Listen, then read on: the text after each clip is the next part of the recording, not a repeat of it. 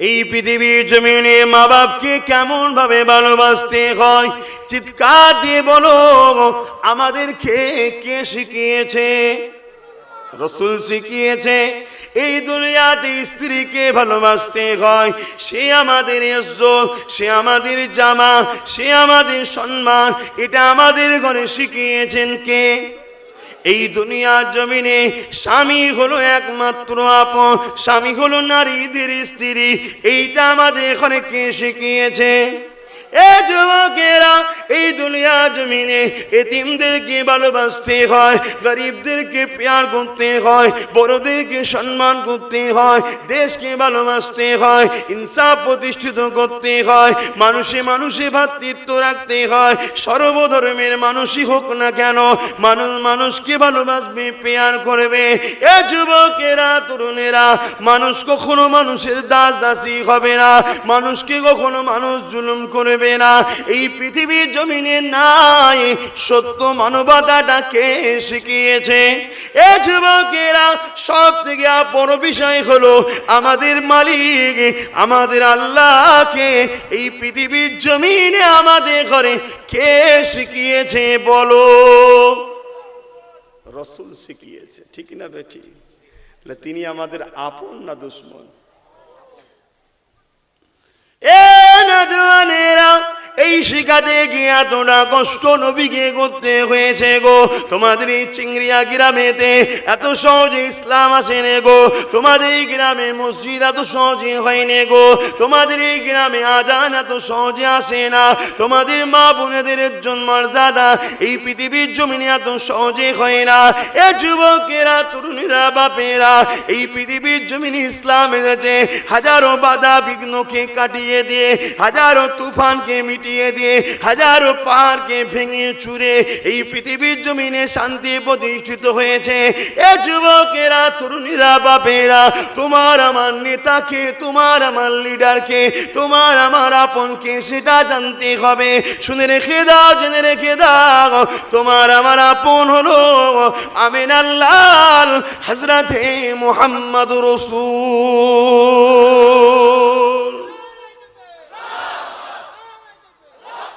বাবারা, নওজওয়ানেরা, রাসূল ছাড়া কেউ আপন নাই গো।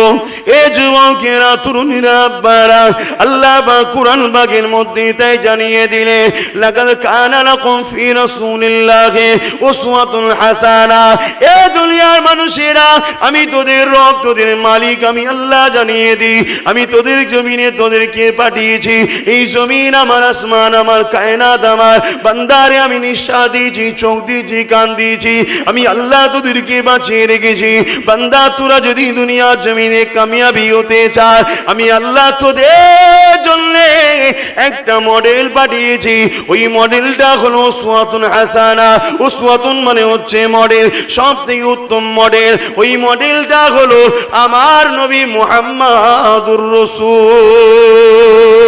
এ যুবকেরা, দুনিয়ায় যার দিকেই ছোট না কেন, দুনিয়ায় যে কোনো জায়গায় যাও না কেন, নতুন নতুন পরিকল্পনা করো নাকি, নতুন নতুন প্রকল্প তোমরা পাও নাকি, মনে রেখে দিও, শান্তি কোনোদিন পাবে না, ইনসাফ কোনোদিন পাবে না, ইনসানিয়ত কোনোদিন পাবে না, নারীরা কোনোদিন সুরক্ষিত থাকবে না। এ যুবকেরা, তরুণেরা, তোমাদের জানমাল কখনো সুরক্ষিত থাকবে না যতদিন পর্যন্ত না তোমরা তোমাদের চরণে বলনে কথাতে নিঃশ্বাসে সর্ব জায়গায় তোমার নেতা নবীকে না আনবে। যেদিন তোমরা নবীকে নিয়ে আসবে, আবার পৃথিবীর বুকে, আবার দুনিয়া দেখে নেবে, সারা পৃথিবীর বুকে আবার এমন করে নাই সত্য, শান্তি, মানবতা, ইনসাফ, ইনসানিয়াতের পতাকা উঠতে থাকবে। এ যুবকেরা, ফিরে আসো গো। এই দুনিয়া ধোঁকা দিচ্ছে তোমাকে, এই দুনিয়া তোমাকে লোভ দেখাচ্ছে, এই দুনিয়া তোমার গলায় বেরি পড়াতে চাইছে, এই দুনিয়া তোমাকে দুনিয়া আল্লাহর দাসত্ব থেকে দুনিয়ার দাসত্ব বানাবার জন্য তোমাকে ফাঁসাচ্ছে, চতুর্দিক দিয়ে তোমাকে ঘিরতে লেগেছে। তাই একটাই কথা বলবো, নিজের লাইফে জিন্দেগিতে নবীকে নিয়ে আসো, নবীকে নিয়ে আসো, কেননা নবীর থেকে বড় আপন কেউ নেই গো। হযরত আব্বাস রাদিয়াল্লাহু তাআলা, আমার নবী পাকের তিনি চাচা জান হয়। একদিন আমার নবী যখন বড় হলেন, মদিনা নববী শরীফ শরীফে বসে আছে। আল্লাহ নবী চাচা যান হযরত আব্বাস নবী পাককে জিজ্ঞাসা করেছিলেন, ইয়া রাসূলুল্লাহ হাবিবাল্লাহ, আমি একটা কথা জানতে চাই, আপনি যখন শিশু ছিলেন, দুলনাতে দুলতেছিলেন, হুজুর আপনি একদিন বড় কাঁদতেছিলেন। শুনতে পাচ্ছেন তো মাইকে? বুঝতে পাচ্ছেন? রাসূল যখন শিশু ছিলেন একদিন খুব কাঁদছিলেন। রাসূলের চাচা জিজ্ঞেস করছে, নবী বড় হয়েছে পারে, মদিনার নববী শরীফে বসে আছে, জিজ্ঞেস করছে। হুজুর এই কান্নাটা বড় বেদনা কান্না ছিল, ওই বান্না কান্নাটা বড় দুঃখের কান্না ছিল। ইয়া রাসূলুল্লাহ হাবিবাল্লাহ, আমরা আপনাকে অনেক সান্ত্বনা দিয়েছি, অনেক বুঝিয়েছি, আপনি চুপ করেন না। আবার কিছুক্ষণ পরে দেখলাম নূরের ঠোঁটে মুচকে মুচকে হাসতে লেগেছে। ইয়া রাসূলুল্লাহ হাবিবাল্লাহ, এই হাসি কান্নার কারণটা কি? এ যুবকেরা, এ আমার বোনেরা, এ আমার আম্মারা, বাপেরা, শুনে রেখে দাও, দুদিনে দুনিয়ার মায়ায় পড়ে তোমার আপনকে কষ্ট দিও না, তোমার লিডারের থেকে দূরে সরে যেও না, তোমার মডেলকে তুমি ছেড়ে দিয়ে দুনিয়া ধোঁকায় পড়ে যেও না। কে তিনি? শুনে রেখে দেন, আল্লাহ নবী বলেছিলেন, চাচা যা, আমি যখন কাঁদতেছিলাম আমাকে 70,000 ফেরেশতা সকালে আসতো, সন্ধ্যা পর্যন্ত দুলা দিত, পাহারা দিত, আমার দেখভাল করতে থাকতো। সন্ধ্যাবেলায় তারা চলে যেত, অপর ফেরেশতার দল 70,000 আসতো। এইভাবে ফেরেশতাদের মধ্যে আলোচনা হতেছিল, আমার উম্মত উম্মতিরা দুনিয়া জমিনে অন্যায় করার জন্য, ভুল করার জন্য, নাফরমানি করার জন্য, এমন করে আল্লাহ আমার তাদের উপরে আযাব গজব দেবে। এই কথাটা শোনার সাথে সাথে আমি রাসূল আমার উম্মতি নাজাতের জন্য আল্লাহ দরবারে কাঁদতেছিলাম। এ যুবকেরা, শিশুবেলায় যে নবী আমার তোমার আমার জন্য কেঁদেছে গো। আল্লাহ নবী জানাতে লাগলেন, চাচা আমি কাঁদতেছিলাম।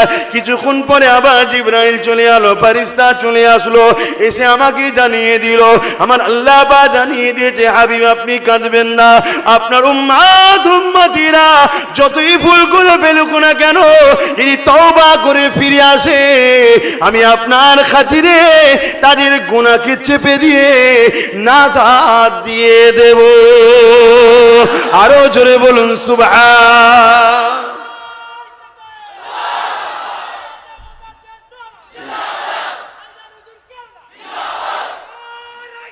আল্লাহু আকবার।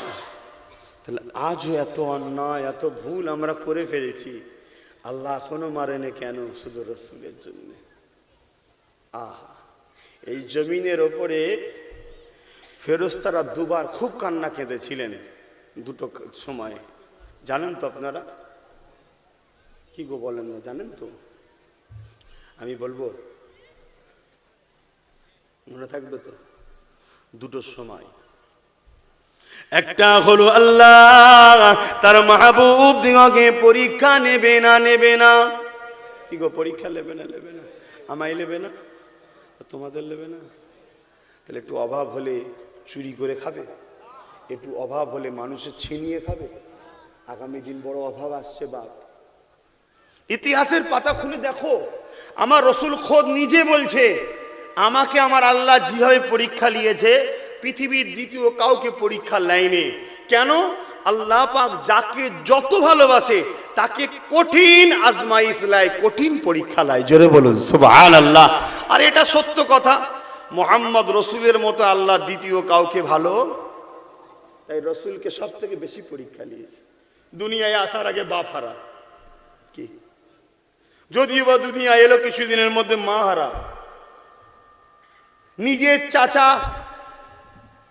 তার পক্ষে নয়, বিরুদ্ধে, রাসূলকে গালে টেনে চড় মেরে দিল আবু জেহেল। কথা বুঝেন? আবু জেহেল অবশ্য নিজের চাচা নয়, যাক শতাত পাড়া সম্পর্ক। কথা বুঝে আসছে? অথচ এই নবী সম্বন্ধে আল্লাহ জানিয়েছে, আদম আলাইহিস সালামকে জিজ্ঞাসা করেছিল, ও আদম, আমি আল্লাহ কোন ফল খাবো তার বিনিময়ে তোমাকে দুনিয়ায় পাঠাবো? এ হযরত মূসা রে, আমি আল্লাহ তোমাকে ফিরাউনের ঘরে লালন পালন করব, ওই ফিরাউন তোমাকে আগুন দেবে, ওই আগুন খাওয়ানোর উসিলায় আমি আল্লাহ তোমাকে তুতলা বানিয়ে দেব। এ নবী ঈসা আলাইহিস সালাম, আমি আল্লাহ তোমাকে কুদরতি ক্ষমতায় বিনা বাপে দুনিয়া জমিনে পাঠাবো। দুনিয়া মানুষ তোমাকে নানান রকম কথা বলবে। এ মারিয়াম রে, তোমার সঙ্গে আমার সম্পর্ক দুনিয়া জুড়ে দেবে। তুমি কি বলছো বলো? সবাই একটাই কথা বলেছিলেন, আল্লাহ আপনি যাতে রাজি আমরা তাতে রাজি। সমস্ত নবীরা জিজ্ঞাসা করেছিলেন, ও রব্বি আল্লাহ, আপনি কিসে রাজি? আমার আল্লাহ জানিয়েছিলেন, আমার দোস্ত প্যারা নবী মুহাম্মদ রাসূল যাতে রাজি, আমি আল্লাহ তাতে রাজি। এ যুবকেরা, তরুণেরা, সেই নবীকে আল্লাহ পরীক্ষা করতে লেগেছে। কেমন পরীক্ষা করেছিলেন? আল্লাহ নবী মক্কা জমিনে দাওয়াত দেয়, আবু জেহেল, উতবা, সাইবা, আবু লাহাব আমার নবী পাকের বিরোধী করতে লাগে, আমার নবী পাকের জুলুম করতে লাগে, নবীর মাহফিলগুলো বন্ধ করতে লাগে, নবীর দাওয়াতি কাজে বাধা দিতে লাগে, নবীর রাস্তাতে কাঁটা পিছুতে লাগে, নবী পাককে একজন দুজন যা মেনেছে তাদেরকে ধরে ধরে মারতে লাগে। এ যুবকেরা আর কেউ মানতে চায় না। আল্লাহ নবী তাই ভাবতে লাগলে, পাশে তায়েফের জমিনে গিয়ে দ্বীন ইসলামের প্রচারটা করে আসি, তায়েফের মানুষ হয়তো আমাকে মেনে নেবে। আল্লাহ নবী যখন তায়েফের জমিনে যেতে লাগবে, মক্কা তৎকালীন আবু জেহেল, উতবা, সাইবা এই লিডাররা তায়েফের লিডারদেরকে জানিয়ে যায়, ওই যে আব্দুল্লাহর বেটা মুহাম্মদ যাচ্ছে, ওই মুহাম্মদ যা বলে সত্য বলে, ওই মুহাম্মদ বলে মা বাপকে ভালোবাসো, ওই মুহাম্মদ বলে গরিবদেরকে ভালোবাসো, ওই মুহাম্মদ বলে এমন করে কারোর উপরে জুলুম করো না, ওই মুহাম্মদ বলে নারীকে ইজ্জত দাও, ওই মুহাম্মদ বলে এতিমের মাথায় যে হাত বুলাবে সে আমি নবী আমার মাথায় হাত বুলালো।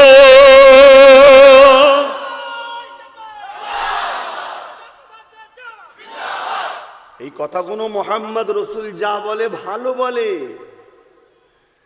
কিন্তু ওর কথা মানতে গেলে আমাদের মদ চলবে না, জুয়া চলবে না, গেঁজা চলবে না, জেনা চলবে না, পরনারী চলবে না, লুটা চলবে না, মারপিট চলবে না, ভয় দেখানো চলবে না, কারো ঝেড়ে লিয়া যাবে না, খাওয়া যাবে না। অত ও যা বলে ঠিকই বলে, তো ওকে তাড়াতাড়ি রোকো।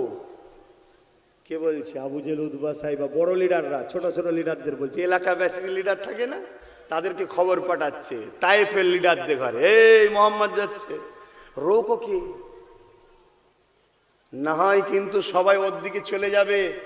ওর দিকে চলে গেলে চুরি করা, লুটা, ঝাপ্পা মারা, আত করা, মানুষকে বোকা বানানো, মানুষের জমিকে নিজের জমি মনে করা, মানুষের মেয়েকে নিজের সম্পদ মনে করে তার ইজ্জত আবুলে খেলা করা, সব বন্ধ হয়ে যাবে। কেন? ও যা বলে সত্য কথাই বলে, কিন্তু ওর কথা মানা যাবে না। গেলে ওর মতো আমাদেরকে ভালো হতে হবে। তো তোমাদের কি চিন্তা ভাবনা, ভালো হবে না মানা যাবে না? কেন? আবু জেহেলকে আল্লাহ ছাড় দিয়েছিল, ছেড়ে কিন্তু দেয়নি। উতবা, সাইবাকে আল্লাহ ছাড় দিয়েছিল, ছেড়ে। ফেরাউন দেখছে আমি তো ভালোই চালাচ্ছি, ছোট রাজা থেকে বড় রাজা, আর পৃথিবীর রাজা, কই আল্লাহ তো কিছু করছে না। ওকে ছাড় দিয়েছে, ছেড়ে কি দিয়েছে? একদিন তো পাঠিয়েছে, ধরলে তোকে, ব্যাস রু কবজ হয়ে গেছে। এখন যে দেখুন দাঁত কেলিয়ে পড়ে আছে মিশরে। ছাড় দিলে মনে করুনি যেন কিছু হবে না, হবে একদিন। কিন্তু আল্লাহ ধরার আগে তুমি যদি ফিরে আসতে পারো, জানবে অনেক বড় গিনার হয়ে গেছে। বোঝাবার জন্য বলছি, একটা মানুষ ছোট একটা ভুল করেছে, ভুল করে সে অনুতপ্ত হয়েছে, শুনছেন তো? অনুতপ্ত হয়েছে যে আমি ভুলটা করলাম, মনে হয় আল্লাহর পক্ষ থেকে শাস্তি হবে, মার হবে। সারা রাত বড় টেনশনে টেনশনে কাটালো, দেখলো কিছু হয়নি। পরের দিন আবার ভুল করতে গেছে, বলছে কালকে তো ছোট ভুল করেছি, কই কিছু হলো না, আজকে এটা করে দেখি। আবার একটা করেছে, ও ভাবছে এটা একটু বড় ভুল, এবার হয়তো আল্লাহ ধরবে। সারাদিন ঘুরেছে, কিছুই হয়নি। আপনাদের মহল্লায় একটু আজানটা হয়ে যা, ওটা উঠি নেই, বসে থাকে।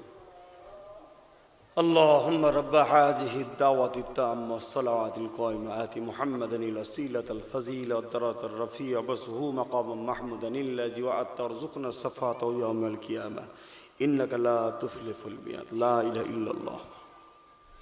আল্লাহ নবী বলছেন কেউ যদি আজানের পরে এই দোয়াটা চায় আমি রাসূল তাকে শাফাআত করব কিয়ামতের দিন। জোরে বলুন সুবহানাল্লাহ।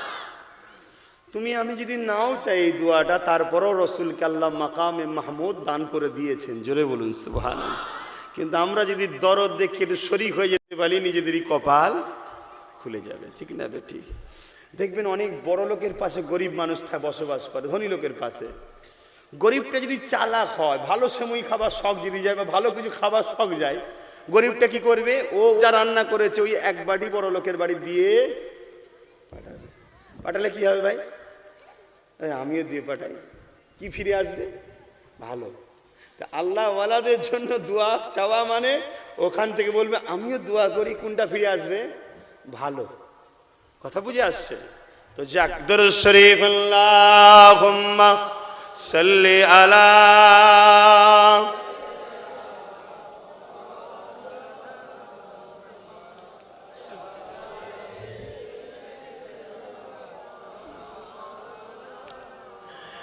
तेरी जालियों के नीचे तेरी रहमतों की छाए जिसे देखनी हो जन्नत ओ मदीना देखाए। দুনিয়ায় কেউ যদি জান্নাত দেখতে চাই কোথায় যাবে? মদিনা শরীফে। শুধু মদিনা, মদিনা শরীফে। শরীফ মানে হলো পবিত্র, পবিত্র মদিনাতে। কেন? রসুল বলছেন আমার রওজা মোবারক আর আমার মসজিদে নববীর মেম্বার, এই জায়গাটা হলো জান্নাতের একটা টুকরা। জোরে বলুন সুবহানাল্লাহ। ওখানে একটা সবুজ কার্পেট বিছানো আছে। যুবকরা, আমি দোয়া করব তোমাদের ঘরে আল্লাহ যদি হালাল পয়সা ইনকাম করবে, হালাল রাস্তায় থাকবে, আল্লাহ তোমাদের ঘরে যদি পয়সা দেয়, আল্লাহ চাইলে গায়েবীও সাহায্য করতে পারে না? পারে না? তা ধনী হয়ে গেলে, পয়সা হয়ে গেলে কুঞ্জুসি করবে না, হজ করতে যাবে তো? বলো ইনশাল্লাহ। কার কার শখ আছে যুবকদের হাত তুলে দেখাও। মাশাল্লাহ, নারে দিবে। হ্যাঁ, এই বয়সে যাও, হাত নামাও। নাই বুড়ো বয়সে গেলে একটা ধাক্কা খেলে ওয়েছে হোটেলে শুয়ে থাকবে, না বাবা যাবো নি।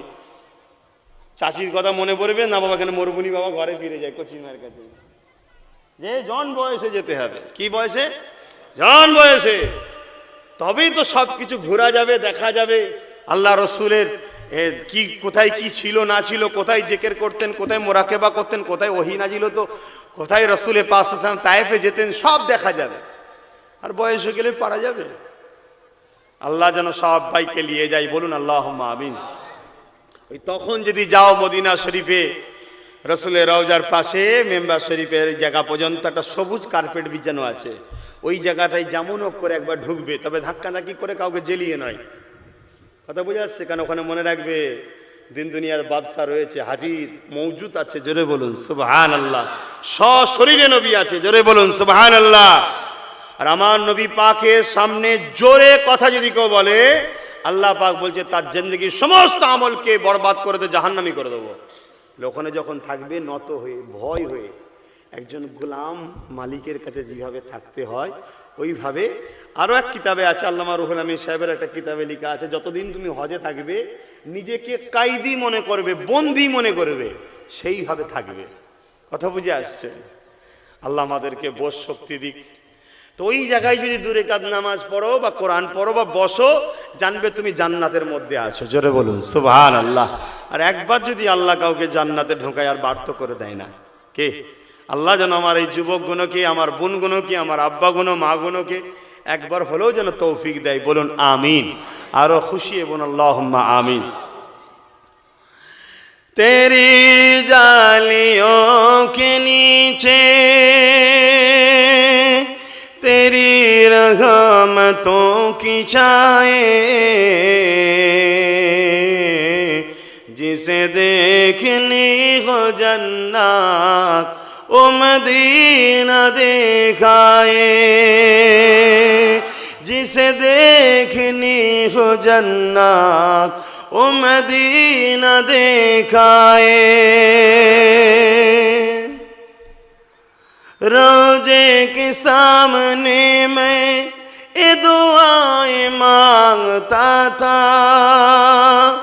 मेरी जान निकल तो जाए ये समा बदल न जाए। रोजे के सामने मैं ये दुआएं मांगता था, मेरी जान निकल तो जाए ये समा बदल न जाए। जिसे देखनी हो जन्नत ओ मदीना दिखाए। अल्लाहुम्मा सल्ली अला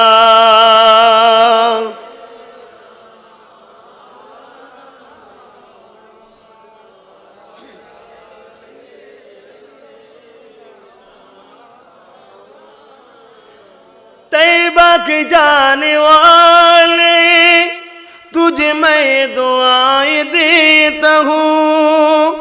दर मुस्तफा पे जाकर तो ये जहां को भूल जाए।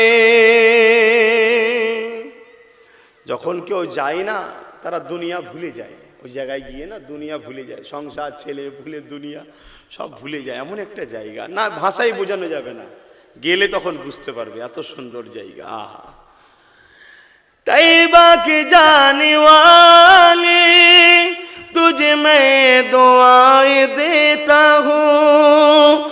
दर मुस्तफा पे जाकर तो ये जहां को भूल जाए। जिसे देखनी हो जन्नत ओ मदीना दिखाए। अल्लाहुम्मा सल्ली अला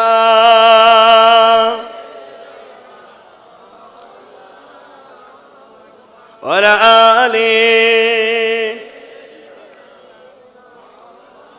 আমার আব্বা ভাইরা কষ্ট হচ্ছে, চারটে বন্ধু হওয়া কথাটুকু বলি। যে কথা বলছিলাম, আল্লাহ নবী তাইফের জমিনে চলে গেলেন। এই যুবকেরা আল্লাহকে চিনাতে গিয়ে, নাইকে প্রতিষ্ঠিত করতে গিয়ে, মা বাপের সম্মান দিতে গিয়ে, বাচ্চাদের মমতায় মায়ের অন্তরে ভরতে গিয়ে, বাবারা দুনিয়া জমিন ইনসাফ কায়েম করতে গিয়ে আল্লাহ নবী কতটা কষ্ট করেছে দেখো গো। তাইফের জমিনে যখন নবী প্রবেশ করলো, আগে থেকে সন্ত্রাসীরা জানিয়ে দিয়ে ছিল আমার নবী পা যখন তাইফের জমিনে গেলেন, ওই সময় তাইফের বাচ্চা বাচ্চা ছেলেরা ইট পাটকেল পাথর নিয়ে আল্লাহ নবীর দিকে ছুঁড়ে ছুঁড়ে মারতে লাগলো। কেন তাইফের সর্দার লিডারেরা ওই বাচ্চাগুলোকে শিখিয়ে দিয়েছিল, একজন মজনু আসছে, পাগল আসছে, নাউজুবিল্লাহ মিন জালে, তাকে তোমরা পাথর ছুঁড়ে আঘাত করবে।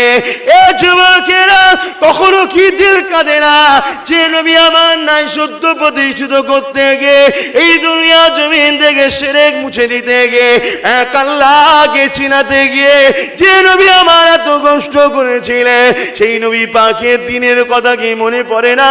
সেই নবী পাক তো জানিয়ে দিয়ে গেলে, আমার উম্মত উম্মতিরা, বাবারা আমি তোমার কাছে তিনটে দিয়ে রেখে গেলাম। প্রথম নম্বর হলো কিতাবুল্লাহ, আমার কিতাব আল্লাহর কিতাব কোরআনকে ধরো, ও সুন্নতি রাসূলি, আমি নবী আমার সুন্নাতকে ধরো। হে আমার উম্মত উম্মতিরা, তিন নম্বর হলো আহলে বাইতি, আমার পরিবারদেরকে ধরো। বাবারা কিয়ামত পর্যন্ত ইসলামের ঝান্ডা কুরাইশের হাতে থাকবে। বাবা কুরাইশ বাচ্চাদের পিছনে দাঁড়াও, তাদেরকে ধরো। বাবা নবী আমার জানিয়ে দিয়ে গেলে, এ নবীর গোলামেরা পাগলেরা, তাহলে কি তোমাদের দিল কাঁদে না? নবী আমার যে দিনের জন্য কত কষ্ট করেছে, আমি আমার যে কোরআনের জন্য কত কষ্ট করেছে, নবী আমার যে মসজিদ মাদ্রাসার জন্য কত কষ্ট করেছে,